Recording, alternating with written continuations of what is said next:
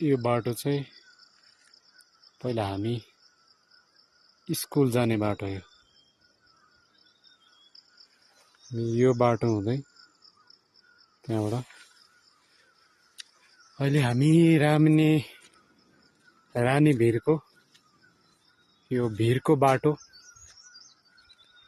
हामी हिँड्दैछौँ। हाम्रो यो चाहिँ भिरको बाटो हो।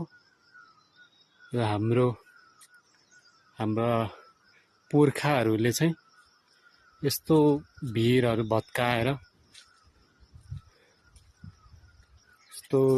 भत्काएर